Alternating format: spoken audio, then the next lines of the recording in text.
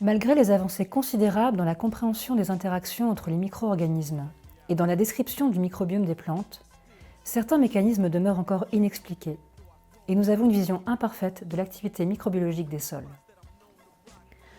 Dans le contexte de crise profonde que traverse l'agriculture, des retours de terrain font état de résultats significatifs concernant la régénération de la biologie des sols, la fertilité et la porosité. Ces résultats sont obtenus grâce à l'utilisation de produits simples, peu coûteux, et cela d'autant plus que les sols sont dégradés. Face à ce constat et dans l'optique de relier les avancées de terrain à la science, le plan Marval a vu le jour. Ce collectif interdisciplinaire regroupe des personnes engagées, des experts passionnés qui travaillent ensemble pour approfondir la compréhension des processus de régénération des sols. L'objectif est de créer des outils collectifs et accessibles, fondés sur l'expérience de terrain, afin de diagnostiquer, suivre et améliorer la qualité des sols agricoles à destination des agriculteurs et des techniciens. Notre approche repose sur des techniques low-tech et accessibles à tous, visant à se passer de l'usage des biocides dans la production alimentaire en réintégrant la biologie des sols. Cela contribue ainsi à renforcer l'autonomie des systèmes agricoles tout en respectant nos écosystèmes. Bonjour, donc Cédric Cabrol, j'ai l'habitude de me présenter comme un agro-écoclimatologue. Donc je suis issu du monde paysan et comme je dis souvent, vous entendez pas? Ok. Comme dit souvent, j'ai pas trop eu la patience de traire les vaches, donc je suis parti dans le monde de la recherche en chimie et du coup par cette question du climat ou d'autres questions, régénération des sols, je suis revenu vers l'agroécologie et je passe la parole à Monsieur Tinard. Bonjour tout le monde, Rémi Tinard, je fais de la formation et du conseil en agroécologie. Alors ça veut tout et rien dire, mais on fait beaucoup d'accompagnement de producteurs, de groupes de producteurs sur l'autonomisation en termes de fertilisation, d'être le plus autonome possible, avec des préparations simples dont on en a vu pas mal passer juste avant. De la lithofère aussi et travailler vraiment sur l'approche, on va dire, nutritionnelle avec pas mal d'outils d'analyse, mais j'en reparlerai un petit peu plus tard. Voilà. Bonjour à tous, moi c'est Camille Verly, donc au départ je suis biologiste moléculaire dans les plantes, donc je fais de la recherche. Voilà, donc généticien des plantes, si vous voulez parler ADN, je suis l'homme qu'il vous faut.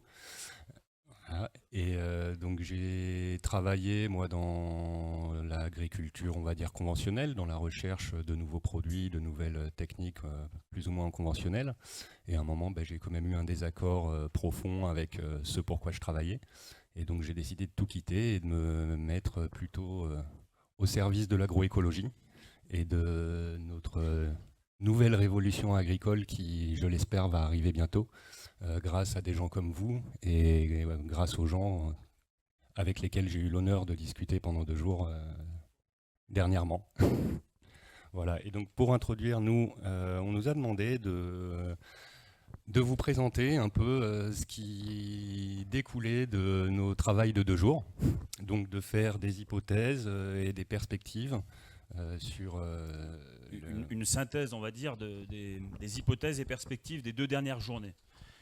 Alors, on a eu beaucoup de discussions, énormément de discussions, et à la fin, on s'est dit, bon, qu'est-ce qu'on présente demain en hypothèse et en perspective, et on a eu beaucoup de mal à se mettre d'accord, mais on va dire qu'on... Donc on est d'accord sur le fond. Oui, vas-y, ouais. Donc globalement, sur le fond, on est d'accord, sur les hypothèses générales. Après, on est humain, hein, donc il y a des points de détail sur lesquels on se frite. On va peut-être pas aller sur ces points de détail-là, donc on va plutôt... discuter avec vous et vous montrer un peu les choses qui ont fait clairement consensus entre nous au sein des différentes personnes qui étaient là. Et donc on va pouvoir peut-être partir là sur la petite présentation qu'on a faite. Si on veut, oui. Alors la première chose que je tiens à dire, c'est que ce qui nous a beaucoup mis en désaccord sur ces 2 journées et surtout sur la dernière journée, c'est la contextualisation. Je suis obligé d'en parler parce qu'Olivier Husson, qui vient de partir, qui nous a parlé de beaucoup de contextualisation, m'a dit si tu n'en parles pas, je ne te parle plus. Et et je t'enterre derrière, là je te mets sous la trappe du cirque, tu disparais. Donc, la contextualisation pédoclimatique surtout, donc tous les milieux sont différents. Quand on parle d'agroécologie, vous le savez déjà, on est obligé de se mettre dans un contexte, et donc c'est pour ça aussi qu'on a du mal à se mettre d'accord sur des itinéraires tout tracés ou des choses vraiment très simples, mettez tel couvert avec tel mélange, parce qu'en fait tout est lié à son contexte et tout est lié à tout un tas de facteurs. C'est ce qui fait la beauté, la complexité et la complexité aussi pour se mettre d'accord quand on essaye de définir des grands itinéraires autour de l'agroécologie. Voilà. Donc contextualiser, c'est-à-dire à chaque fois essayer de tout identifier à tous les niveaux. Enfin voilà, on va en parler. Voir d'où on part, tout simplement. Qu'est-ce qu'on a à l'endroit où on est, et voir surtout où est-ce qu'on veut aller. Donc là, je pense qu'on a une image assez représentative d'où on part, à droite. Généralement, quand on a envie de régénérer un sol, c'est que, pardonnez-le-moi, mais on a quand même un sol pourri, ou avec quasiment plus de vie. Je pense que vous avez compris que ce qui était essentiel, c'était la vie dans les sols. On va revenir là-dessus. Hein. Et donc, ça a passé. Bon, bah, si tu veux, mais moi je pensais finir en me disant que ce qu'on veut, c'est aller plutôt vers la gauche. Là, je pense que vous connaissez toutes ces problématiques. Hein. Là, on était tous d'accord, je crois. Ouais, non, je crois qu'on était d'accord. Ouais, donc on en revient un peu à la structure du sol, forcément, porosité, capacité d'infiltration qui ont déjà été présentées avant. Voilà. Donc ensuite, voilà une belle image aussi pour montrer ce qu'on veut pas trop voir, ce qu'on aimerait pas trop voir. Et ça, c'est vraiment le départ de notre question. C'est qu'est-ce qu'on a fait depuis des années pour en arriver là, quoi. Il y a un moment, va falloir qu'on se bouge un petit peu et qu'on prenne conscience que ce qu'on a fait pendant les 20, 30, 50 dernières années, ça nous a emmené à des problématiques énormes comme celle-là. Où, on n'a pas envie d'avoir ça dans notre champ, quoi. Je voudrais dire qu'il y a des trucs qui se voient et il y a des trucs qui se voient pas aussi. On avance un petit peu du coup. On avance un peu. Encore quelque chose qu'on veut pas trop voir. On a bien vu ces histoires de porosité là, avec les premières images. Donc là, ce qu'on voit hein, très clairement, c'est que lorsqu'il a plu, tout le sol du champ il s'est barré sur la route. Et pour réparer, quelle est la solution la plus évidente hein, c'est de reprendre le sol et de le remonter là-haut. Voilà. Est-ce que c'est ça qu'on veut Je crois que là aussi, on est à peu près tous d'accord pour dire qu'il va falloir qu'on sorte de ça. Et donc, pour sortir de ça, qu'est-ce qu'il faut faire? Pour que toutes ces situations n'arrivent pas, il faut avant tout avoir des plantes sur les sols. Voilà. Transition toute trouvée. Donc, avoir des plantes sur les sols, on voit bien quel est l'impact que ça peut avoir. Hein. Ici, je pense que vous avez déjà vu ce genre d'image. On montre qu'un sol nu en plein soleil l'été, on peut atteindre des 43,8 degrés au sol. Donc il faut imaginer que tout ce qui est dedans dans le sol, là, toute la vie, qu'elle soit microbienne ou micro ou macroscopique, hein, les bactéries, les champignons, mais aussi les nématodes, les protozoaires, tout ce que tu peux avoir dans le sol, tout ça, ça crève quoi, à 43,8. Lorsqu'il y a de l'herbe qui a été tondue, a été coupée, on descend quand même à 24,5 degrés, donc on perd quasiment 20 degrés. Hein. C'est pas anodin. Hein. À un moment, entre 24 degrés et 43 degrés, je crois qu'on a tous envie de vivre plutôt à 23. Et puis lorsque les couverts sont relativement denses et relativement hauts, là on perd encore de la température pour aller vers une température plus fraîche. Et donc là, on imagine bien que dans la partie à gauche, ce qu'il y a dans le sol, c'est bien vivant. Et ça va permettre de résoudre nos problématiques d'infiltration d'eau, de disponibilité en nutriments, etc. Mais on va y revenir. Voilà, et ça, en fait, vous avez entendu parler des contextes d'effondrement de limites planétaires. On peut penser et on peut démontrer, je pense, que les sols peuvent avoir un impact là-dessus. Là, je montre un graphe qui est celui de l'évolution des températures en France. Donc, vous voyez qu'on avait une certaine période de stabilité, c'est la partie verte, et depuis, dans la période récente, on a eu une première fracture qui correspond à ce que les climatologues appellent la fracture VPD, donc c'est Vapor Pressure Deficit. Et apparemment, on aurait une seconde fracture en cours. Donc ça, c'est pour le contexte global. On sait aussi que niveau santé, c'est pas top. Et on va essayer de vous montrer comment peut-être on pourrait avoir des impacts.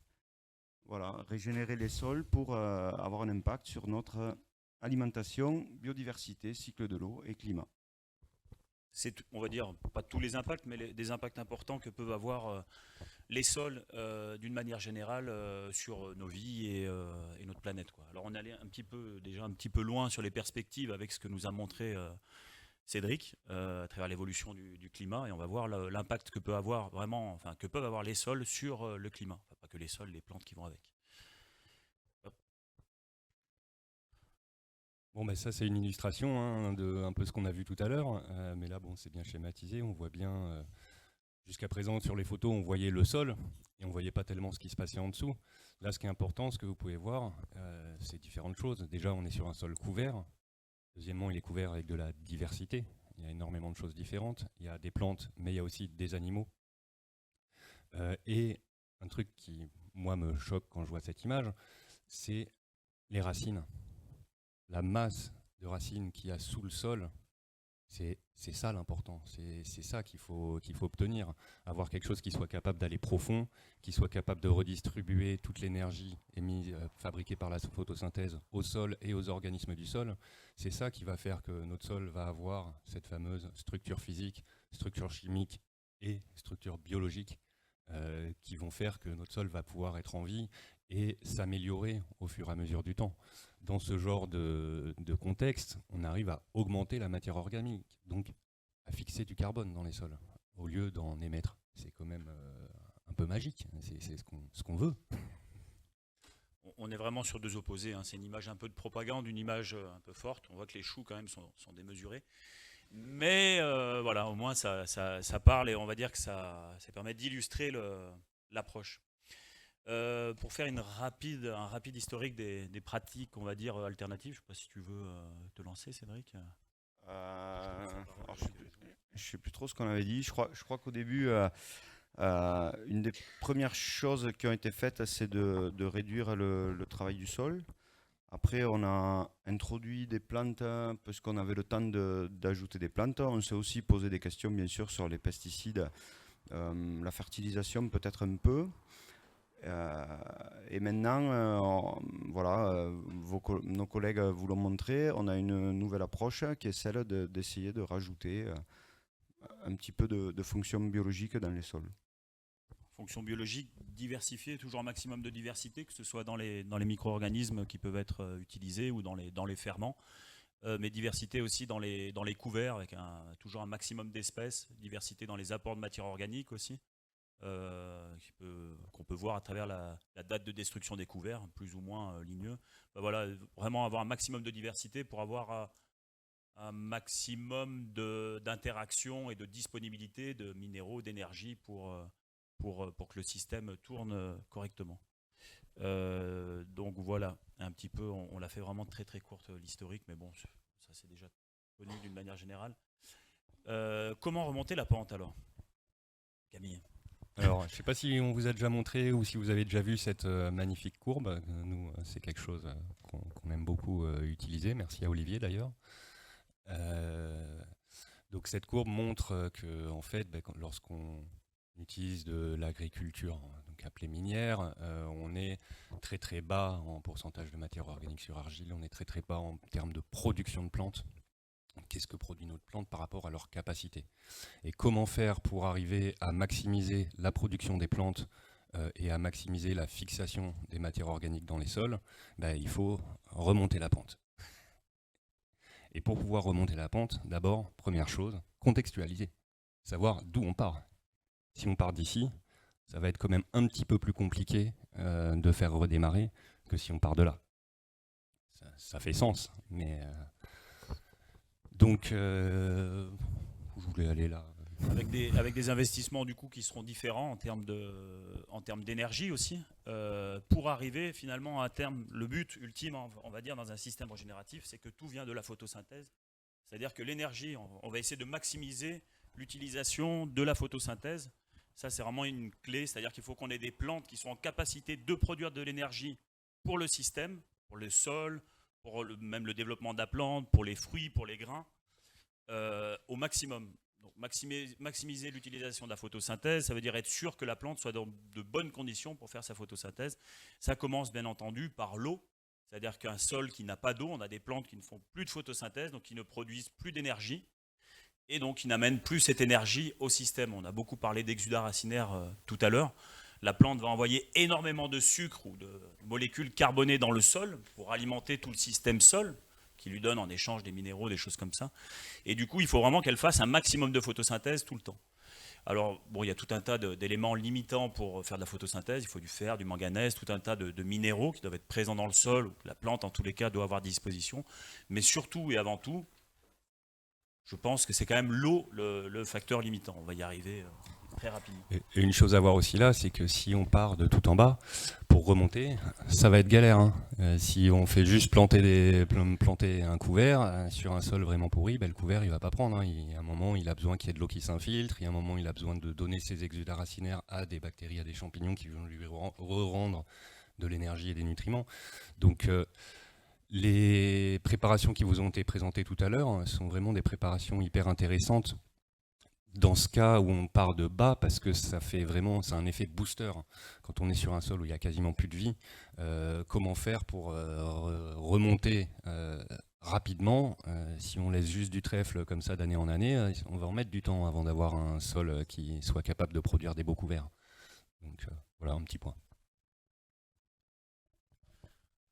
La complexité du système sol, là, qui est plutôt bien résumé, ça montre le... Alors, il n'est pas complet, hein. Olivier m'a dit qu'il était déjà plus à jour son schéma. C'est un schéma d'Olivier Husson. Et c'est vrai que, bon, on pourra encore le complexifier, mais ce qu'on voit bien ici, c'est que l'entrée, encore une fois, d'énergie, qui est là-haut, on a de l'énergie solaire, c'est ce qui va faire tourner tout le système. Bon, bien entendu, aussi... de l'eau et du CO2, mais c'est l'énergie solaire qui va permettre de faire tourner tout ça. Donc c'est ce qui va lancer la roue, on va dire. Et l'azote atmosphérique. Et l'azote atmosphérique. Oubliez, parce que si on ne va pas mettre de NPK, il faut bien que l'azote il vienne de quelque part. Hein. Mais aussi les minéraux, parce que sous les pieds des plantes, il y a une mine, quoi. Normalement, il y a pas mal de minéraux, donc il y a ça aussi qui compte. Enfin bon, ouais, après, c'est assez compliqué. Bon, enfin... Bon, moi je le trouve simple ce schéma. Ouais, non Complexe. Complexe. Et vous trouvez comment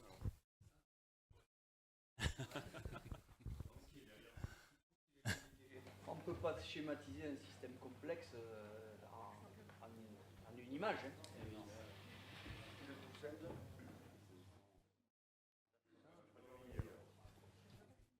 C'est l'éloge de la complexité, mais c'est ce qui est magnifique dans l'agroécologie, c'est que, bon, on en parlait, et c'est aussi pour ça qu'on ne se met pas d'accord, c'est qu'il y a tellement d'inconnus dans toutes ces choses que, au final, on fait que essayer de comprendre, et quand on se dit, voilà, les hypothèses, oui, les perspectives avec des itinéraires tout tracés où on comprend tout, il y en a encore pour sans doute quelques centaines ou dizaines de milliers d'années, je pense, mais c'est ce qui fait la beauté de tout ça.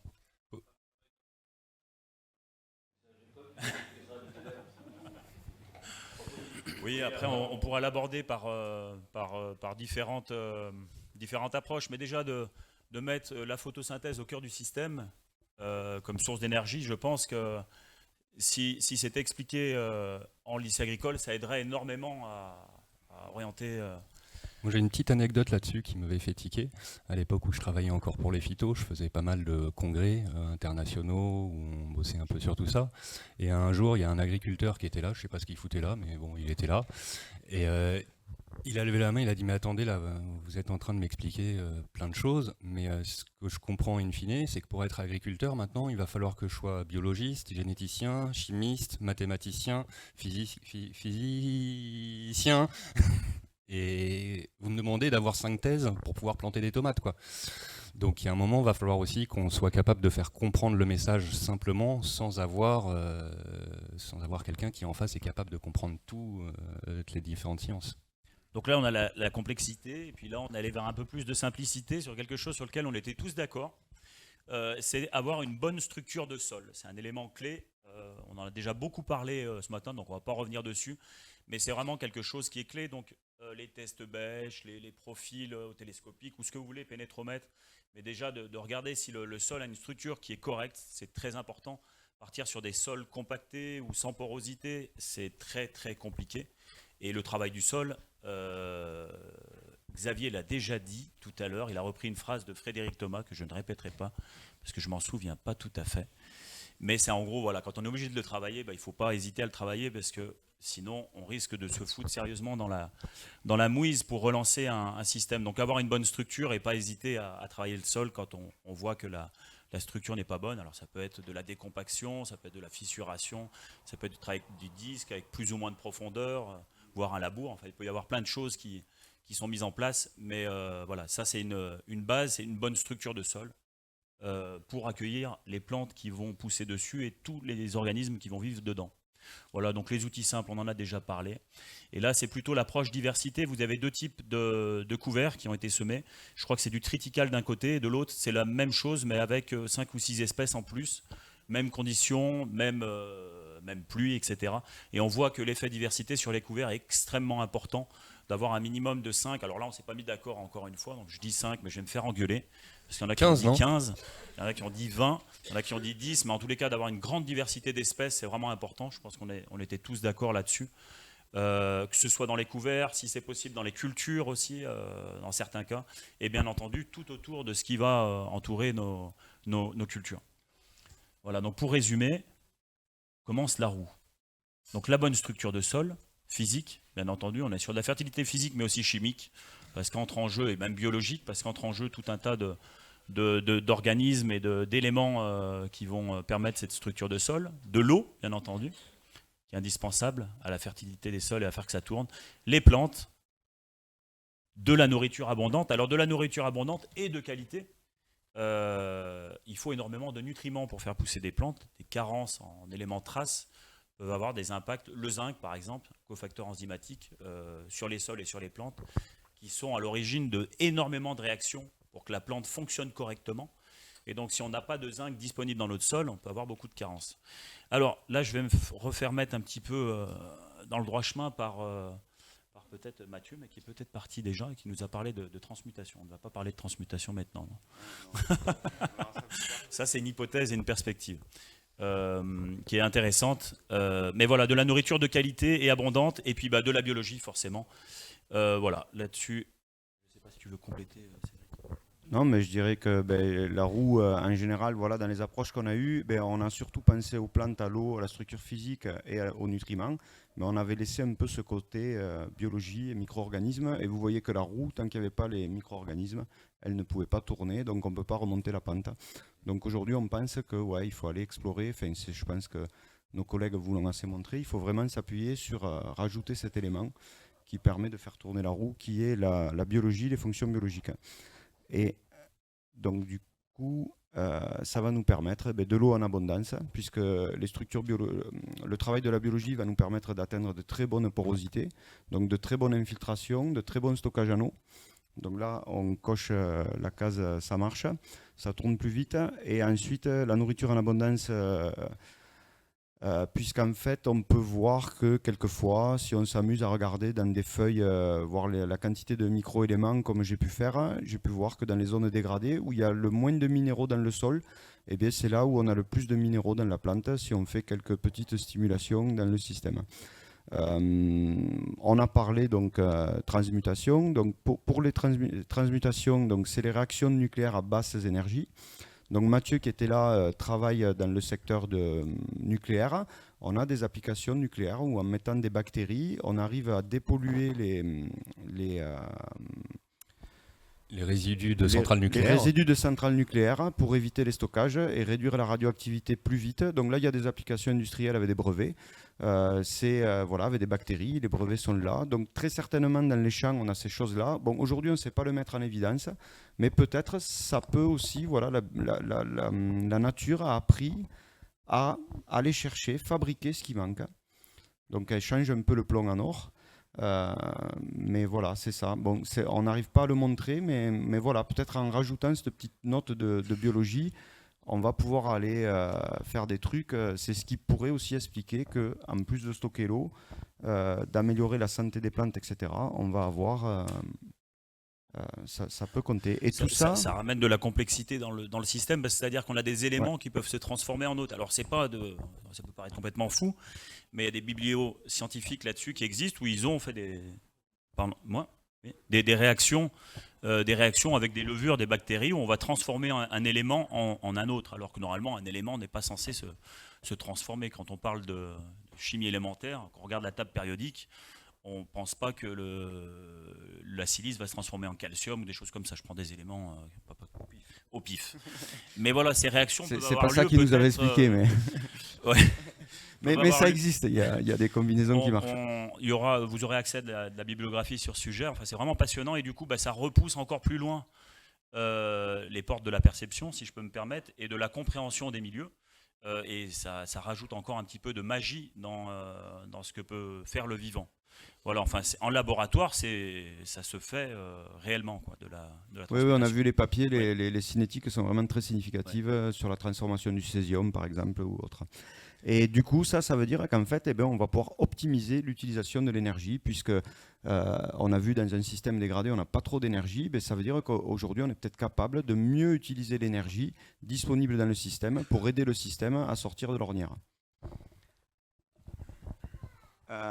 Et donc, notre sol peut devenir une usine au service des plantes. Voilà. Et ça va avoir des conséquences. Je crois que je te passais le micro. Je crois que c'est toi économique. Non, c'est lui. C'est moi l'économique. Bon, Et savoir donc des conséquences économiques. Il y a une slide, un truc ou juste... Ah ben voilà. Non, mais ça va avoir des conséquences économiques sur plein de choses en fait, parce que à partir du moment où on a un sol en bonne santé, où on régénère notre sol, où on travaille avec des couverts, du végétal, ça veut dire qu'on diminue énormément nos intrants, que ce soit des intrants, on n'utilise plus de pesticides, on n'utilise plus d'engrais, donc les coûts d'un coup de production chutent énormément. Il faut savoir que nous, on regarde ce monsieur là, c'est un Américain. En fait, les Américains, on imagine qu'ils sont industriés à fond, mais les Américains, c'est les premiers à avoir percuté qu'ils étaient en train de bousiller leur sol. Parce que quand il y a eu des tornades, des choses comme ça, ils ont eu tout leur sol qui se sont envolés, des nuages qui ont duré pendant des mois où ils ne voyaient plus rien. Et donc ils ont compris qu'il fallait faire quelque chose et pas laisser les sols nus. Et c'est les premiers à avoir bossé là-dessus. Donc nous, c'était le Dust Bowl en 1929 ou 1930. Ouais. C'est ça. Ça a duré plusieurs années. Ouais.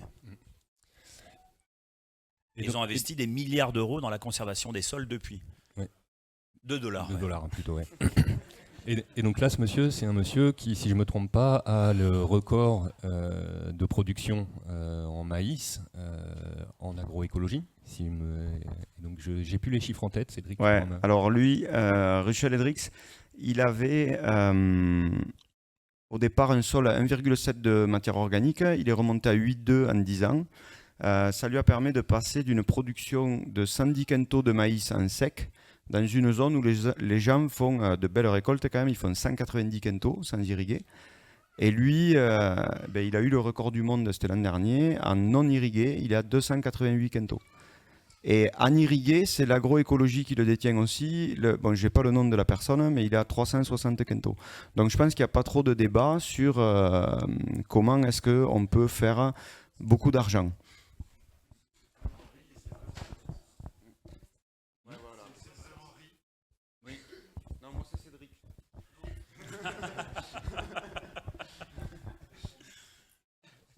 Oui, c'est vrai, dans plein de cultures différentes. Et encore plus quand on associe les cultures. Après, il y a les problèmes de récolte, mais les systèmes de mille-pas, etc., sont extrêmement productifs aussi.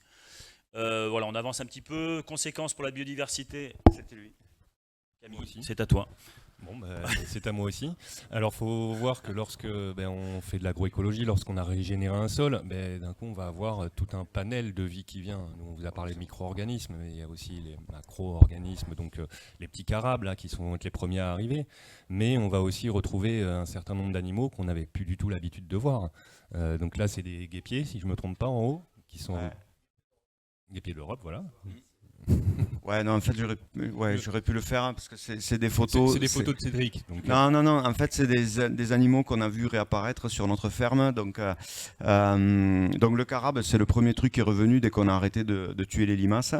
Le Lipidurus est revenu il y a 2 ans. Ça faisait 30 ans qu'on ne l'avait pas vu.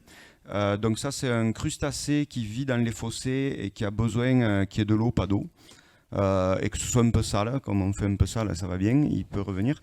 Et après, on a aussi l'ampuse, qui est le pendant de la menthe religieuse, mais qui vit l'hiver, et le guêpier d'Europe, qui est revenu nicher l'an dernier. Donc en fait, il avait l'habitat, il a niché dans une falaise qui existe depuis 50 ans, mais il n'y avait pas le couvert. Donc maintenant que, vu qu'on fait des fleurs, qu'il y a des apiculteurs qui amènent des ruches, ben le guêpier, il est venu, il y avait à manger, voilà. Conséquences pour la santé, il y en a énormément, c'est l'approche santé unique, c'est-à-dire que quand on a des sols en bonne santé qui sont riches en minéraux et facilement disponibles pour les plantes, on va avoir des plantes qui sont plus riches en minéraux.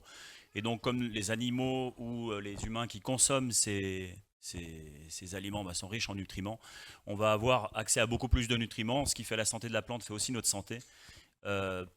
On va dire que dans des systèmes où les sols sont vivants, on aura donc forcément une alimentation qui est beaucoup plus riche en éléments nutritifs. Et ça, c'est lié aussi à la microbiologie.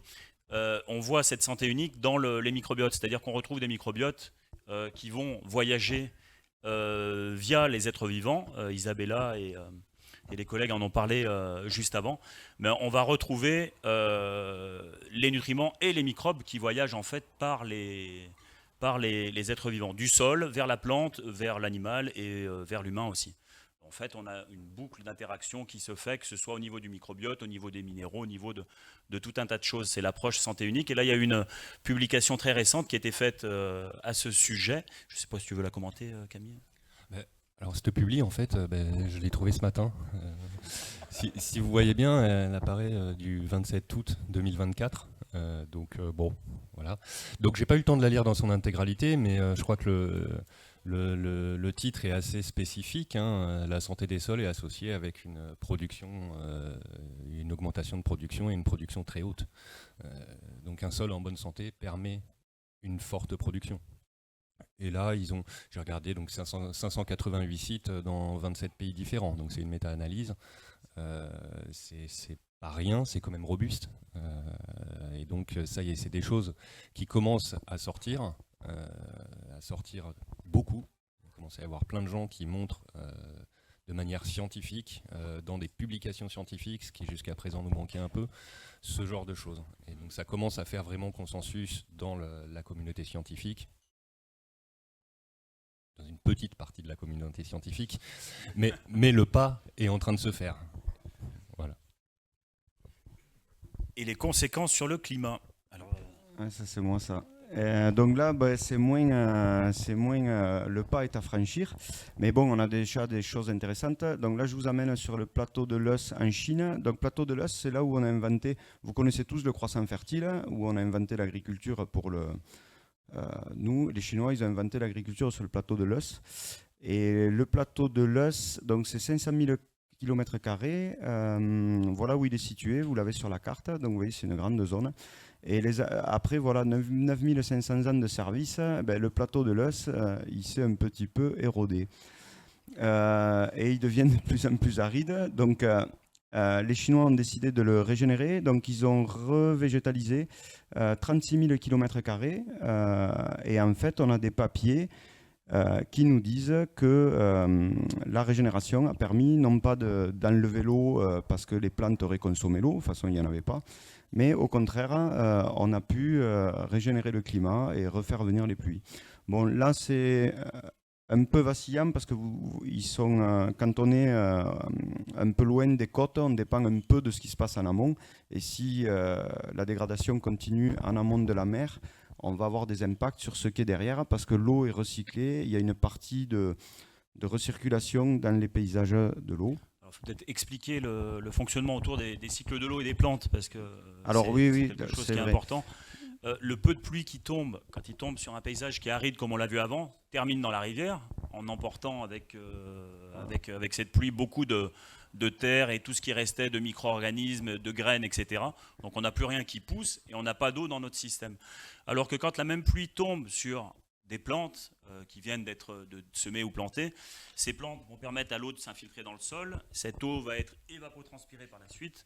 Et quand cette eau est évapotranspirée, en certaines quantités, elle va permettre de refaire tomber la pluie quand on a suffisamment d'eau qui est déjà présente dans l'atmosphère. Donc en fait, on peut recréer des cycles de pluie en mettant en place du végétal et en faisant que quand la pluie tombe, elle s'infiltre dans le sol, elle reparte dans l'atmosphère, elle refasse tomber la pluie de manière consécutive.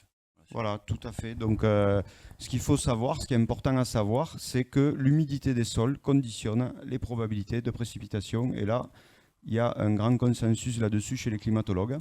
Donc, vous comprenez que le climat est profondément instable. Ça, vous avez dû vous en apercevoir. Et là-dedans, la plante vient moduler les probabilités de précipitation. Donc, ça veut dire que concrètement, quand il y a des plantes, il peut aussi pleuvoir quand il pleut, puisque vous avez une humidité des sols que vous ne voyez pas, qui s'appelle la rosée, et qui compte que la plante elle évapore la rosée le matin ou l'eau qui était dans le sol, et bien ça permet d'avoir un système frais et d'avoir de la pluie. Et après, je vous amène, donc là on était chez les Chinois, maintenant on va aller aux États-Unis. Donc là c'est plus intéressant parce que c'est bien démontré. Donc simplement en changeant la plante comme plante, on peut avoir un impact sur le climat. Donc aux États-Unis, on a une zone où on a massifié la plantation de maïs, c'est la Corn Belt. En 100 ans, on a multiplié les surfaces par 400, j'ai plus le chiffre, 400% je crois. Vous pouvez regarder l'article, c'est le lien. Donc ils ont augmenté la densité de maïs et ça a correspondu avec une zone où les pluies ont augmenté. Donc les pluies ont augmenté jusqu'à 20%. Et les températures en 100 ans, elles se sont réduites de 0,35 degrés alors que ça chauffe partout autour. Donc ça, comment est-ce qu'on peut être certain que la plante ait pu faire ça au niveau du climat? Donc, dans la publication, on a ici ce que prévoit une modélisation générique. Donc, c'est une modélisation où on n'a pas pris en compte l'assolement. Donc, les modèles nous prévoient une très légère humidification du climat et un réchauffement. Par contre, si on prend des modèles finement paramétrés avec l'assolement, on reproduit bien des phénomènes d'augmentation de la pluviométrie et de refroidissement. Alors, on n'a pas le niveau exact parce que peut-être on s'est intéressé qu'au maïs et il aurait fallu aussi s'intéresser aux concombres, mais, ou aux autres plantes. Et aussi, qu'est-ce que je voulais dire? J'ai perdu mon idée. Carbone. Oui, bon, très certainement, voilà. Et en France, qu'est-ce qu'on peut voir? En France, si on vous dit qu'avec, si on a du carbone dans le sol, on peut stocker plus d'eau, vu que l'humidité des sols conditionne les probabilités de précipitation, il est peut-être logique de voir que le carbone peut avoir une certaine influence sur la pluviométrie. Après, c'est sûr que la pluviométrie permet de stocker plus de carbone, mais je pense qu'il faut aussi voir dans l'autre sens comment ça se passe. On va essayer de publier ça. Et a priori, certains climatologues ont trouvé ça très très intéressant comme observation et comme façon de regarder les choses aussi. Donc c'est intéressant parce qu'on expliquait que pour la photosynthèse, l'eau était un facteur limitant, mais les deux sont extrêmement liés, c'est-à-dire que la photosynthèse va permettre à l'eau de tomber et l'eau va entretenir la photosynthèse. Donc on a encore une fois là un cycle intéressant et des interactions énormes à tous les niveaux quand on s'intéresse à cette fonction-là de la plante. Voilà, donc après, si ça vous intéresse, ces aspects climat, bon, c'est encore au stade des hypothèses, mais on a pu développer les choses avec le professeur Jean-Pierre Sartou. Olivier Husson aurait pu venir, mais c'est Jean-Pierre qui a fait sa conférence. Il y avait aussi Pablo Baden d'Arbres et Paysages 66, et on a, pendant 4 heures, exprimé voilà, notre connaissance, comment elle pouvait interagir aussi avec les sciences du climat. Voilà, et maintenant je pense qu'on peut vous passer la parole pour des questions si vous en avez ou des impressions.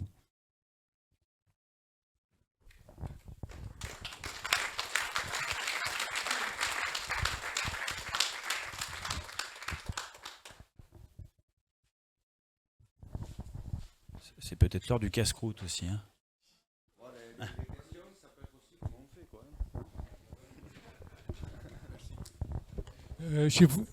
Je voudrais demander combien % de l'eau on doit avoir dans la terre.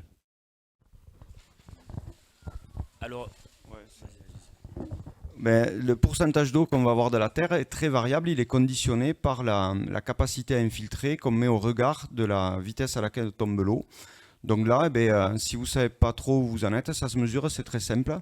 Moi, ce que je dis avant d'aller chercher des appareils de laboratoire qu'on n'a pas, qu'il faudrait commander ou fabriquer, etc., vous prenez simplement une truelle ou n'importe quoi qui peut permettre de travailler vite fait le sol et vous faites une petite fosse, 20 cm sur 50 cm. Si vous avez un niveau ou que vous faites à peu près plat, c'est mieux. Vous prenez 1 litre d'eau, vous le versez dedans et vous verrez si votre sol infiltre 1 mm/h, 10 mm/h, 100 mm/h ou 1000 mm/h. Et en fonction de ça, vous aurez une idée de combien vous pouvez stocker l'eau. Bon, après, quand le réservoir il est plein, c'est sûr, ça ruisselle. Mais là, par exemple, nous, on a pris un orage. C'est tombé 70 mm en demi-heure. Bon, chez nous, on a tout stocké, quoi. Hein, et on était content qu'on ait 70 mm en demi-heure. Moi, j'ai été frappé sur l'image un petit peu de propagande que vous commentiez. Vous ne l'avez pas commenté, mais sur la partie de droite, il y avait un nuage au-dessus des champs. Et, oui, pardon, je me mets plus proche. Et ça illustre tout ton propos, Cédric, à propos du fait de l'interaction entre l'usage qu'on fait du sol, l'agriculture, les plantes, et finalement le climat. Et je voulais témoigner qu'en tant qu'agriculteur en tropical, en Inde pendant 10 ans, je l'ai vu à l'œuvre ce truc-là, mais tellement nettement, quoi, et même à l'échelle de 18 hectares. Donc il faut vraiment être courageux, se remonter les manches et puis essayer, quoi. Et en fait, même si c'est pas plus de pluie, parce que ça j'ai pas franchement pu le mesurer, c'est plus d'humidité. Et cette notion d'humidité dans l'air, elle est super importante. Là-bas, on a un arbre qui est spécialisé, c'est le cocotier. Un beau jour, je sors de ma hutte en février et j'entends la pluie. Et en février, du côté de Pondichéry, c'est sec, il n'y a pas de pluie. On a 6 mois secs. À l'époque, on avait 6 mois secs. Et en fait, la pluie, je l'ai cherchée, elle était sous les cocotiers. Les cocotiers ont la capacité, par la structure fine de leurs feuilles et la manière dont ils sont disposés, de capter l'humidité de l'air et de la transformer en eau utile pour les plantes. Mais c'est extraordinaire à voir. J'étais sous la pluie, il ne pleuvait pas. Et alors, voilà. Et alors, le petit détail qui est très rigolo aussi, c'est j'avais eu un cyclone en 2011 et un de mes cocotiers, il était à 45 degrés. Et donc, il ne recevait plus la pluie qu'il captait. Mais en fait, en dessous de son pied, il y avait un manguier qui, lui, pas con, s'était implanté là et qui récoltait la pluie du cocotier. Comme quoi, ils sont vachement malins.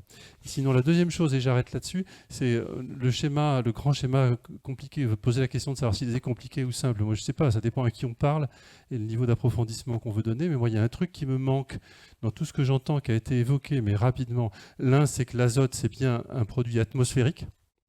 Et l'autre, c'est que il y a des facteurs minimes en termes de quantité, mais essentiels à la croissance, qui viennent du sol, de la roche-mère.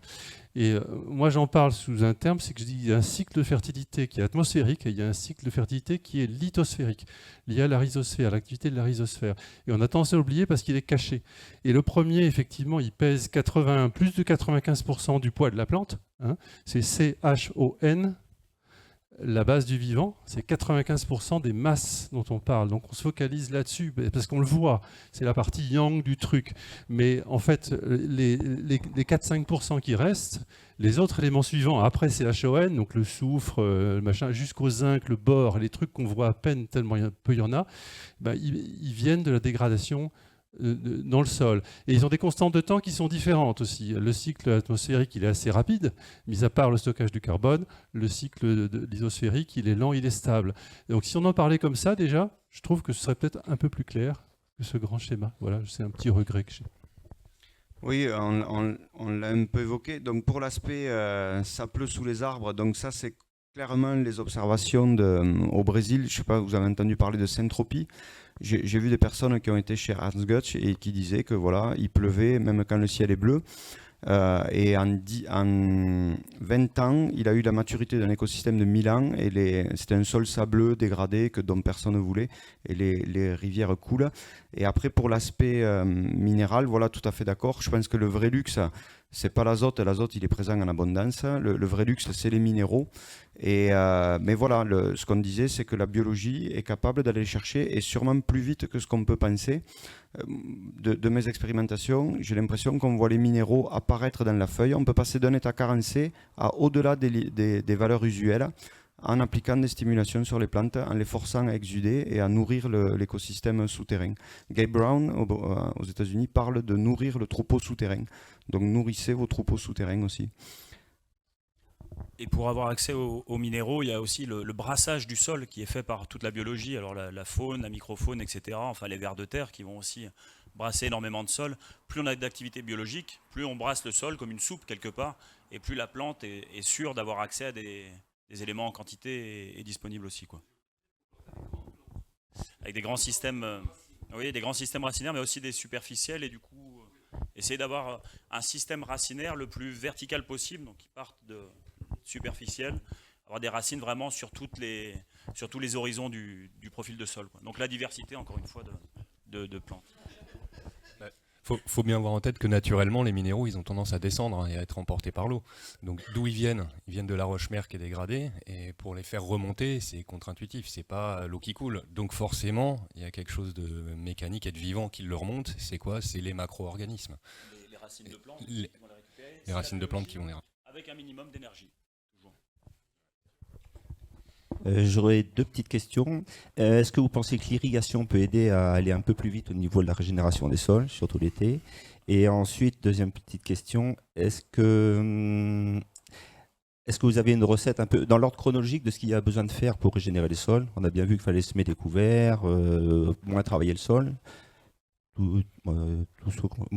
Ici, c'est à peu près c'est ce qu'on fait depuis plusieurs années, et on voit qu'il y a quand même des sols qui sont bloqués. Est-ce qu'il faut justement faire toute la panoplie, vous avez dit ce matin, c'est-à-dire ensemencer des bactéries anaérobiques, aérobiques, faire des tés de compost, ou est-ce qu'il y a un petit ordre chronologique parce que c'est quand même très chronophage en temps, quoi. Donc si vous pouvez donner une sorte de chronologie. Alors on l'a pas fait par priorité, ensemble, quoi. On l'a pas fait ensemble sur les 3 jours, donc ça va être une réponse un peu plus personnelle ou de tous les 3. Pour l'irrigation, encore une fois, il faut prendre en compte le contexte, mais j'ai envie de dire oui quand même.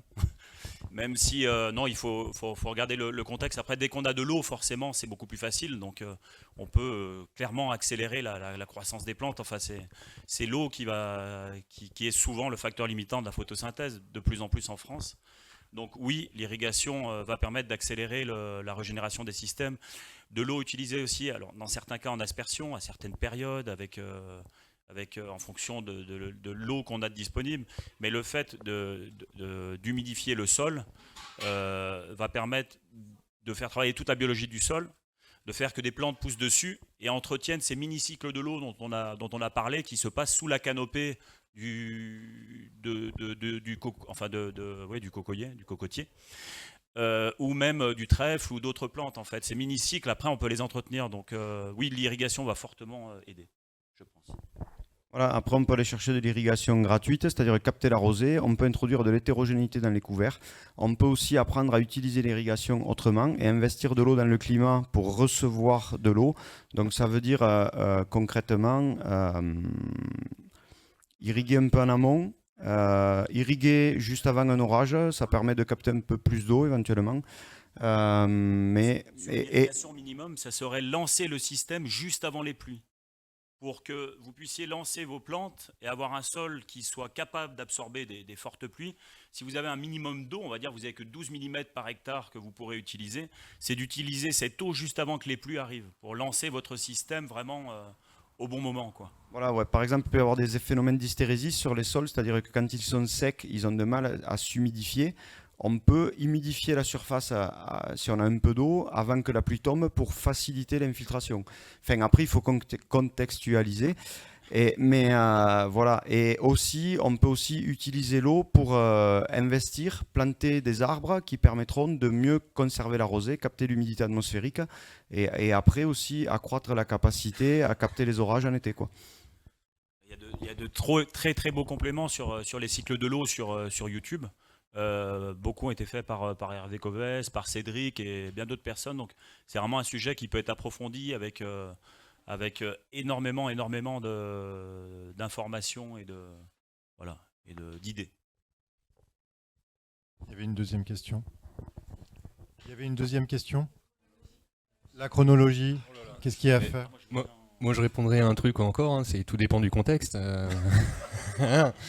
Donc, faut vraiment regarder d'où on part. Si on a une semelle de labour, ben oui, il va falloir fissurer. S'il n'y a pas de semelle, on va peut-être pouvoir penser à faire d'autres choses. Donc, il n'y a pas de recette miracle. Hein. Tout dépend d'où on est, qu'est-ce qu'on veut faire et quelles sont les possibilités qu'on a. Mais ce qu'il faut, voilà, c'est ce que dit Cédric, c'est vraiment avoir tout ça. Et j'irai même un peu plus loin parce que là on le fait pas tellement apparaître, mais il nous faut des plantes. Des plantes, ça peut vouloir dire 1000 fois la même plante dans le champ, mais l'essentiel, c'est quand même la diversité. On n'a peut-être pas assez insisté là-dessus, mais avoir des plantes très très diverses, avoir de la microbiologie très très diverse, des macro-organismes aussi très très diverses, vont permettre de relancer beaucoup plus vite. Et du coup, oui, sur des sols bloqués, donc regardez la structure déjà, la base. Structure physique, tout a été fait. Ouais, moi je dis souvent, il faut actionner tous les leviers en même temps, parce que c'est souvent le plus simple pour accélérer une transition. Donc travailler sur la matière organique, les apports de matière organique, mettre de diversité de couverts ou de plantes, s'assurer qu'au niveau des minéraux, ça tourne bien et s'assurer qu'on a une matière organique qui est apportée, qui est riche en minéraux, qu'on on apporte ces minéraux d'une manière ou d'une autre, si parfois ils peuvent manquer dans certains sols où ça peut être des éléments bloquants. On n'en sait rien, mais on va dire qu'on part sur des choses simples, donc ça peut être l'utilisation de micro-organismes, TCO, l'IFOFER ou autres. Pour la partie fumier, partez plutôt sur des fumiers, parce que les fumiers en général sont riches en minéraux, surtout d'élevage bovin laitier. Les animaux sont bien minéralisés, donc on retrouve des minéraux et on va les retrouver pour la culture suivante dans notre sol. Donc ça c'est intéressant aussi, on retrouve énormément de microbiologie en plus dans les fumiers quand ils sont bien conservés. Donc le fumier c'est quand même un outil qui est énorme pour débloquer un sol. Puis après c'est mettre la plante dans de bonnes conditions avec bien entendu l'eau, etc. Mais d'avoir cette diversité de minéral et une bonne quantité de matière organique et de microbiologie, on retrouve ça en général assez facilement dans des fumiers de bonne qualité. Moi, là c'est très personnel, mais j'ai envie de dire plutôt frais, ou pas conservé trop longtemps, quoi. Mais c'est très personnel comme point de vue. Ouais, pour résumer, je dirais, vous aviez l'habitude de pousser la roue comme ça, et rajouter ça, et la roue elle tourne. On va prendre une dernière question. Et alors, si vous n'avez pas de fumier à disposition, je vais faire un peu de pub pour cet après-midi, parce que le fumier est intéressant parce qu'il amène de la microbiologie et des minéraux. On peut simuler en fait ce fumier par des préparations liquides qu'on appelle des biofertilisants. On va faire fermenter de la bouse de vache très fraîche, pour démultiplier la microbiologie qui est présente dedans et l'appliquer sur des parcelles qui n'auraient pas, on va dire, cette présence animale, parce que les animaux ne peuvent pas passer ou il n'y a pas d'élevage dans le secteur. Oui, et pour donner une anecdote, des fois on pense que la biologie on l'a. Moi j'avais une parcelle dans le parc régional du Languedoc, à 200 mètres des bois, avec des haies à côté, des prairies naturelles et tout. Mais quand on met de la biologie, on voit que le système répond. Hein. Donc ne pas hésiter à tester la biologie. Et alors comment, dans quel ordre? Faites des tests. Ce qui est important de savoir, c'est que dans les grandes industries dans lesquelles j'ai travaillé, on dédie 3% du chiffre d'affaires à la recherche et développement. Donc la recherche et développement contextualisée, c'est chez vous. Personne ne la fera à votre place. Donc faites des tests.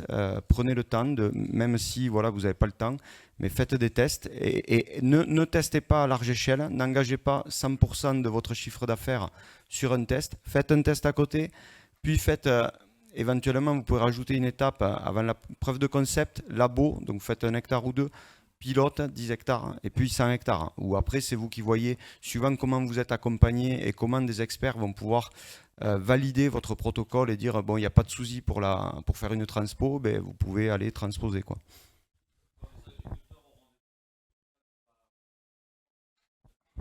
Et sur vous pouvez faire de la recherche et développement, vous pouvez toucher du crédit impôt recherche, il n'y a aucun souci, vous remplissez les dossiers, vous touchez 30%, vous êtes subventionné, tout le monde peut être subventionné, il suffit que le sujet contextualisé n'ait pas été exploré. Pour la partie blocage, si c'est un blocage qui est minéral, vous pouvez aussi regarder avec les analyses de sève qui ont été présentées avant. Ça coûte 20 € l'analyse. Ça permet de voir s'il y a des éléments qui sont bloqués ou pas dans la sève de la plante. S'il y a des plantes qui poussent sur ces parcelles. Ça ne résout pas tout, mais ça permet au moins déjà de savoir si ça tourne bien au niveau des minéraux, quoi. Donc voilà, en faisant différentes analyses qui peuvent être assez économiques, on arrive vite à piloter le système et à voir ce qui peut être l'élément bloquant. Et si vous voulez pas faire d'analyse, bah oui, c'est activer le maximum de leviers, les moins chers possibles, on va dire. Les LIFO-FER, les TCO, toutes ces choses-là, ça coûte rien. En application à l'hectare, on est à moins de 3 €. Les lactofermentations, toutes ces choses, c'est très économique. Analyse, vous pouvez faire un Brix, teneur en sucre avec un petit réfractomètre, ça c'est intéressant. Et compactomètre, Brix, il faut faire attention de bien avoir une pression homogène sur la feuille. Ouais, ok. Bon, compactomètre en tout cas, le compactomètre, achetez-en un. Vous pourrez le léguer à vos enfants, c'est du matériel assez costaud, et la bêche, mais compactomètre est intéressant quand même. On a des ateliers qui vous qu'on est vraiment présenteront pas ces d'accord, outils. Je prends on a un extra time de 5 minutes pour prendre 3 questions. Après, on s'arrête.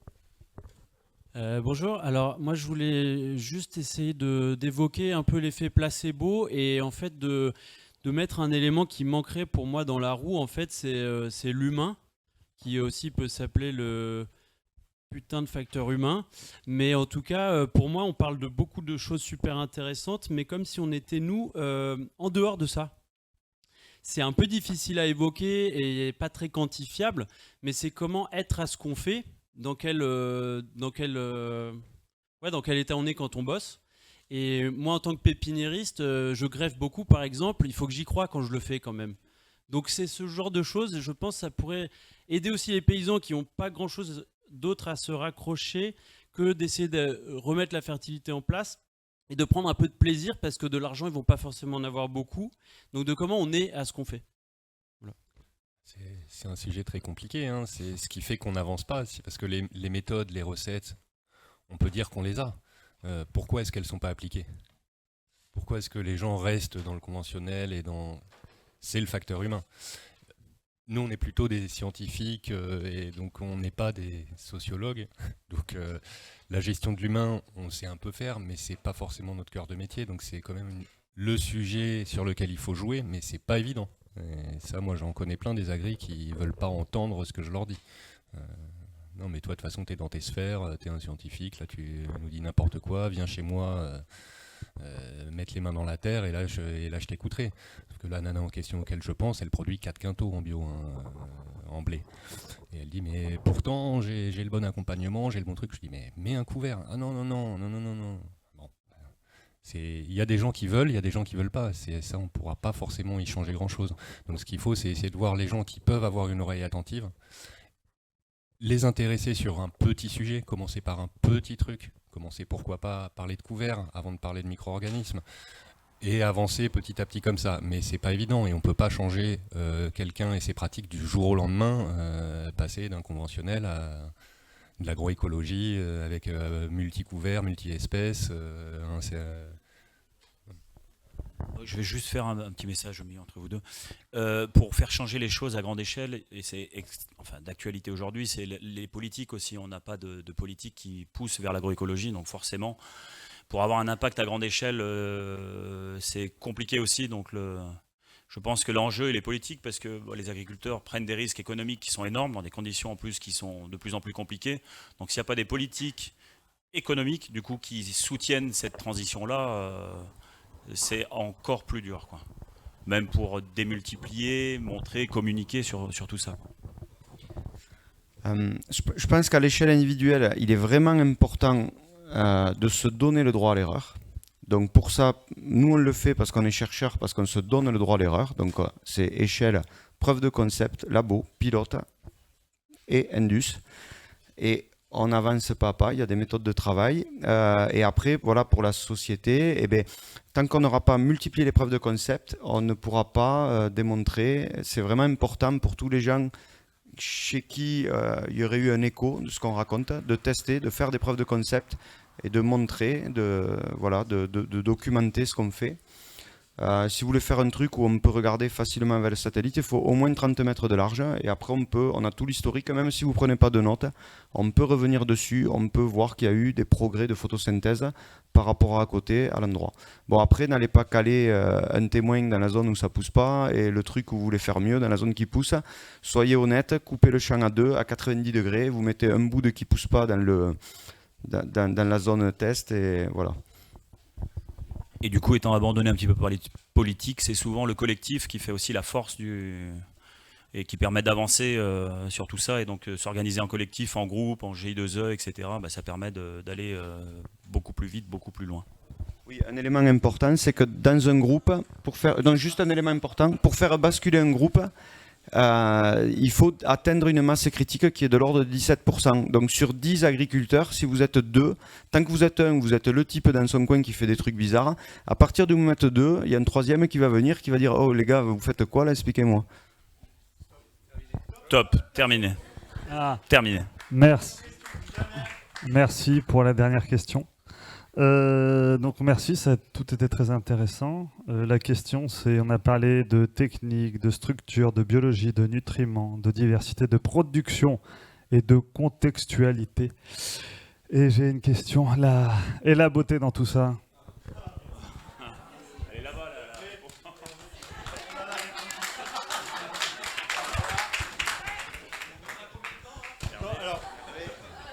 Hervé va faire très court. Très court, juste une petite histoire pour bien se rendre compte que la vie est belle. Je voulais parler d'une petite fille de 12 ans. Ça, il y a 80 ans de ça. Elle avait 12 ans. Sa mère est morte en mettant au monde son petit frère. Et à 12 ans, elle s'est occupée, aux portes du désert en Algérie, elle s'est occupée d'un bébé qu'elle a élevé, sans lait. Sans lait, et ce que les vieilles là-bas lui ont appris à faire, c'est de prendre des racines d'asphodèle, de les lacto-fermenter. Oui, lacto-fermenter, j'ai beaucoup réagi à ça. Pourquoi lacto? Et qu'on peut nourrir un bébé avec ça quand on n'a pas de lait.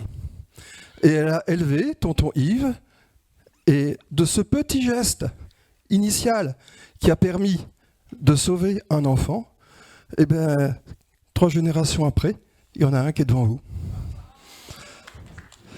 Vous voyez?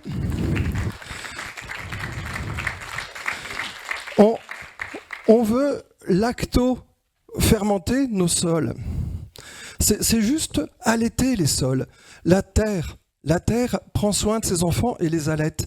Et lorsque la terre va mal, eh bien, il faut revenir aux fondamentaux, au primordial. Le primordial, c'est ce qui vient avant. Et je ne sais pas si vous avez remarqué, les personnes qui ont mis le plus en avant, justement, le fait d'utiliser des lactofermentés, dans notre groupe, ce sont des femmes. De prendre soin de la terre avec sagesse. Et je voudrais justement qu'on remercie et qu'on honore nos sages femmes, qu'on peut applaudir, faire beaucoup de bruit pour elles.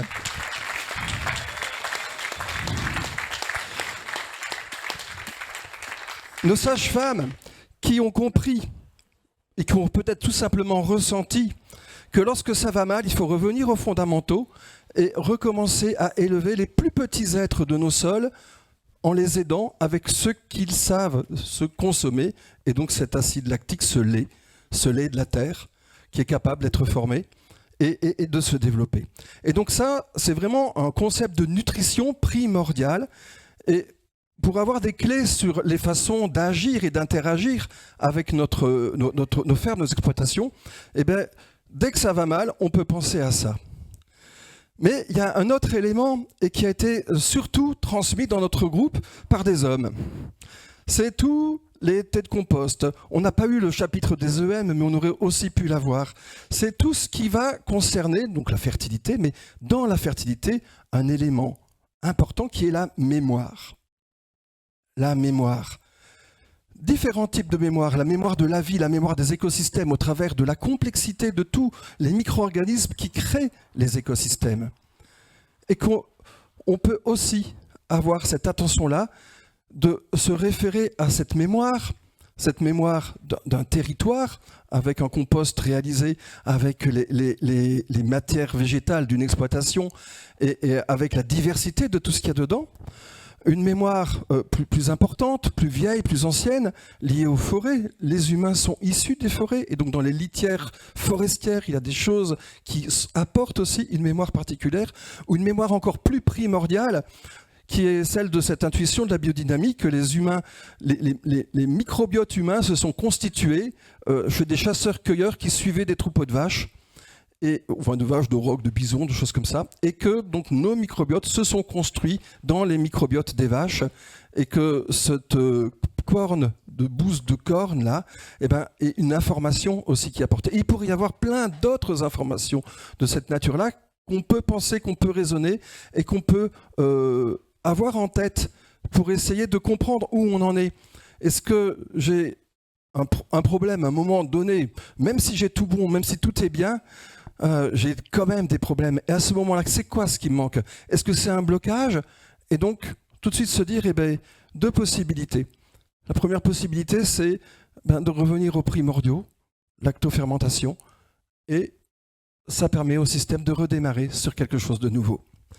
Deuxième possibilité, c'est que dans mon écosystème, il n'y a pas encore les éléments qui vont permettre de le débloquer. Et donc là, tout ce qui va apporter plus de vie, toute cette biodiversité des plantes, de la microbiologie, et ben ça, c'est le deuxième élément. Et on peut conjuguer justement ces deux réflexions pour essayer d'avancer en confiance dans un monde dans lequel on espère, oui, et on espère du fond du cœur, qu'il y ait plus de beauté. La vie est belle. Merci à tous.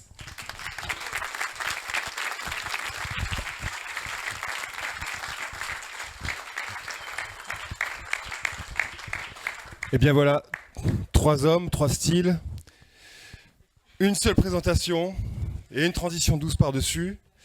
Merci d'être venu donc à ce concours de barbe annuel.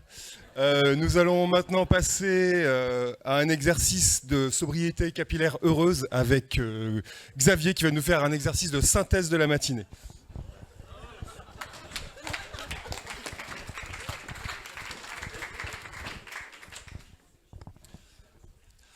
Après les messages d'amour d'Hervé Covès,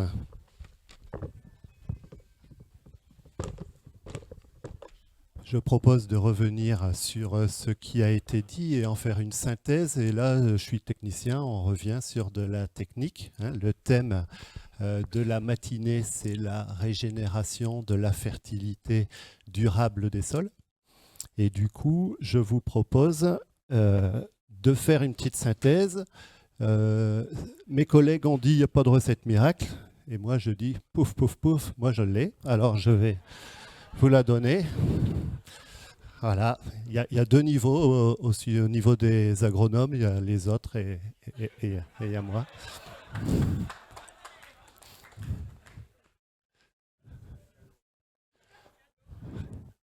On a parlé de fertilité, c'est l'objectif. On veut qu'elle soit durable. Il faut qu'elle soit durable. Donc on a parlé de la fertilité physique. Comment on fait pour améliorer durablement la fertilité physique? Il faut qu'il y ait des plantes qui poussent dessus, il faut que ça pousse bien, donc il faut que la porosité physique soit bonne, il faut vérifier.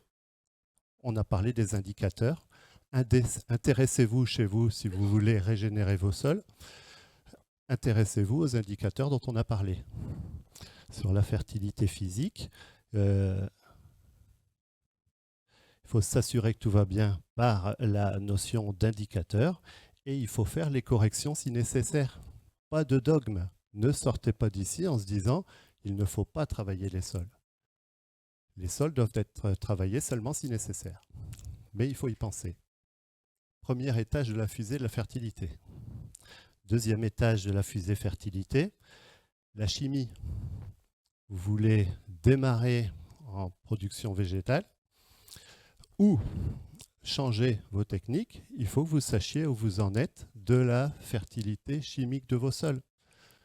Il faut du diagnostic, il faut des indicateurs, il faut prélever les sols, il faut les envoyer en analyse et il faut faire les corrections si nécessaire. Pourquoi faire ces corrections? Parce que la chimie du sol a un impact sur la physique du sol, comme j'ai expliqué ce matin, et a un impact sur la biologie du sol. Si vous démarrez sans faire ces corrections, eh bien, vous ralentissez les systèmes. On a une notion sur la physique du pas de temps. Quand je dis le pas, c'est le pas de temps acceptable dans votre contexte pour améliorer vos sols. Ça peut être, moi je ne veux pas perdre de temps, je veux améliorer mes sols, mais ma prochaine culture, je veux qu'elle soit à une rentabilité maximale, une productivité maximale. Ce n'est pas pareil que si on se dit, je veux que mes sols soient régénérés dans 5 ans. Donc il y a une notion de contexte à ce niveau-là. Vérifiez avec des indicateurs que votre chimie du sol est bonne et faites les corrections nécessaires si vous voulez que ça aille vite, en faisant des apports. Voilà. Et puis ensuite, bien sûr, la fertilité biologique. Et donc, la biologique, donc j'ai parlé de la chimie. La biologique, finalement, c'est celle qui a été le plus évoquée, forcément, par les intervenants qui sont passés ce matin. Et moi, j'ai ressenti deux choses. C'est qu'on a parlé de biologie qui n'était pas une biologie du laisser-faire, mais d'une biologie qu'on cherche à forcer pour régénérer mieux et plus rapidement les sols. Comment? Eh bien, en forçant la végétalisation des sols. Il n'y a pas de secret, c'est recette miracle. Si vous voulez améliorer vos sols, eh bien, il faut les végétaliser aussi longtemps que possible au cours des 24 mois. Vous êtes agriculteur, il y a des moments, il faudra peut-être retirer ces végétaux qui ont poussé, les couverts végétaux, etc., pour imposer votre culture. En tous les cas, il faut avoir pour objectif, non dogmatique, mais en objectif, d'avoir les sols végétalisés en permanence. C'est une vraie nécessité. La végétalisation, du coup, elle peut être choisie. Et elle doit être gérée. Il faut que les plantes qui poussent sur votre sol que vous voulez régénérer poussent le mieux possible. S'il faut les fertiliser, fertilisez-les. Utilisez les indicateurs d'analyse de sol et des analyses de feuilles, qui sont un petit peu une révolution, en vérifiant, ça a été évoqué, en vérifiant la composition chimique de la feuille, ça permet de corriger des carences, qui permettra à la plante de mieux pousser et de mieux stocker du carbone liquide dans le sol. Soignez le confort minéral de vos cultures et de vos intercultures. Lorsqu'on parle de végétalisation, cerise sur le gâteau, si en plus vous pouvez vous intéresser et développer l'agroforesterie, vous rentrez dans un système qui est encore plus complet sur le plan des services écosystémiques. On peut en ajouter une couche encore. Si vous pouvez faire pâturer vos couverts végétaux ou vos résidus de culture, faire passer des animaux, ça va aussi dans le bon sens. Un lien avec le microbiote évoqué pendant toute la matinée, ça va aussi dans le bon sens. Quand vous pouvez le faire, ce sera mieux. On améliore un peu plus la régénération des sols. Donc intéressez-vous à ça.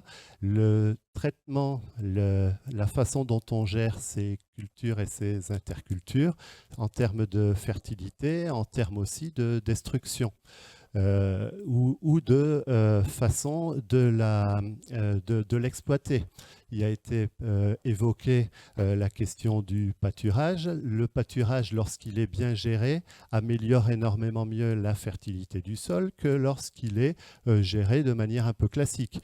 Intéressez-vous au pâturage tournant dynamique, mais le thème très cher à Cédric Cabrol, le pâturage exudatif, qui consiste à pâturer très peu les herbes, de réduire leur volume très peu, parce que ces herbes, leur réaction physiologique, ça va être d'améliorer un peu plus la fertilité du sol. Intéressez-vous à ce genre de choses, c'est des choses qui vont aussi dans le bon sens en termes de fertilité biologique. Si nécessaire et si possible, arrosez vos cultures, vos intercultures. C'est un schéma très très général, c'est très contextuel, mais quand on veut remettre de la fertilité durable dans le sol, il faut qu'il y ait des plantes. C'est la photosynthèse qui fait le boulot. Si les plantes poussent plus parce qu'on a pu les arroser, parce que c'était pertinent, etc., ça va dans le bon sens. Il ne faut pas avoir le dogme du laisser-faire. Avec le laisser-faire, ça prendra plus de temps et on n'y arrivera peut-être jamais. Ça dépend des contextes. Voilà. On peut aussi apporter, pour favoriser la biologie du sol, on peut aussi apporter des amendements de masse, des quantités de compost ou de broyats végétaux. Donc là, il y a une notion d'énergie qu'on apporte de l'extérieur. Ça fait partie des outils de régénération des sols. Intéressez-vous aux caractérisations, aux caractéristiques des différentes matières organiques pour qu'elles rendent au mieux le service dont vous avez besoin pour la régénération de vos sols. Et ensuite, ce qui a été évoqué, dans des techniques très interventionnistes, même si elles sont très naturelles, les lactofermentés, les thés de compost, les apports d'EM, etc., de protéines hydrolysées, acides aminés, acide humique, acide fulvique. Voilà des outils biologiques de forçage des systèmes écologiques pour aller plus vite en termes de régénération des sols. Intéressez-vous à ces domaines-là qui vous permettront d'aller plus vite. Et comme le disait mademoiselle Souvigné, je viens d'avaler ton prénom, Mylène, c'est qu'il y a le sentiment des agronomes qui pratiquent ce genre de choses depuis un certain temps, qui font de l'expé, c'est que si on empile toutes ces techniques qui vont dans le bon sens, on a des résultats qui sont meilleurs pour déplafonner les résultats. Donc ce n'est pas parce que vous vous intéressez au thé de compost qu'il faut se dire j'ai mis du thé de compost, donc je ne m'intéresse pas au lactofermenté ou vice-versa ou toutes les autres techniques. Voilà. Ensuite, donc, comme je l'ai dit, le laisser-faire prend plus de temps et donc on a vraiment une question de temps disponible que vous choisissez d'avoir pour la régénération des sols. Et enfin, mettez-y de l'amour parce que, je vous le dis, Hervé Covès n'a pas le monopole de l'amour. Merci beaucoup.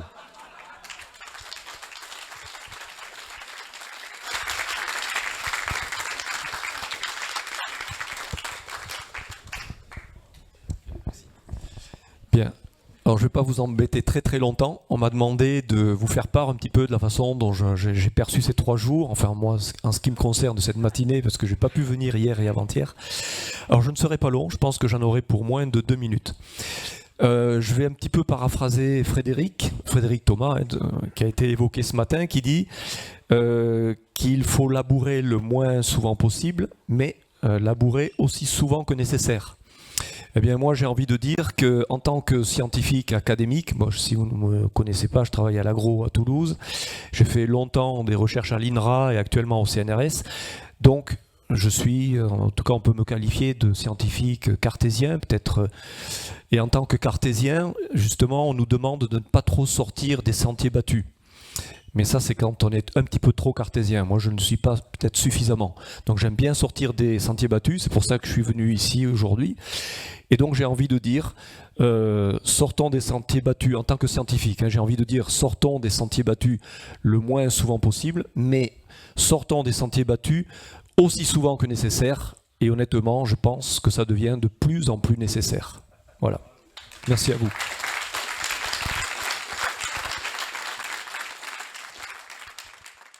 Cendre, 2 kg. Sulfate de fer, 2 kg. À la place de la cendre, ouais. On évite de trop mélanger. Je sais pas, une navette par exemple, ou un radis fourragé, je sais pas, un truc comme ça. Pour la consommation des bactéries aussi, et aussi des champignons. Et donc la libération du fer et de l'azote, sans sécher fonctionne très bien. Sans frais d'hydre, sans sécher. De sucre ça se trouve facilement en jardinerie et ça vous permet d'avoir vos propres adaptations locales. Parce qu'en fait, là, l'intérêt, c'est le pool génétique en lui-même. C'est déjà croisé. Là, par exemple, là, sur de la précoce, je crois que j'ai assemblé un pool de 40 variétés. Là, on a un agrégat de matière organique. Ça va dépendre de la densité de semis et des choix de ce que vous allez implanter. Mais effectivement, on peut prendre le risque de la prairie, notamment si c'est un régras. Au moins, vous avez le processus enzymatique qui se met en route et c'est d'autant plus intéressant. C'est le principe de la bière. On ne parle pas de la semée par rapport aux plantes spontanées qui vont se rebiffer et qui vont vouloir s'installer. Si vous avez des sols flingués avec très peu de matière organique, très peu dans des conditions compliquées, ça va être un support en plus pour augmenter la fertilité. Le plan Marval, c'est bien. Alors le plan Marval, c'était super, 3 jours passés ensemble. C'était chouette. Moi j'étais content d'être là, d'être convié parmi ce panel d'experts. Un espace d'échange extrêmement riche avec des spécialistes de très très haut niveau. C'est vrai que ça m'a vraiment fait très plaisir d'être au milieu de gens qui ont fait ce niveau de compétence. C'est hyper important. Parce que moi, tous les gens qui étaient là, je les avais presque jamais vus réunis tous ensemble.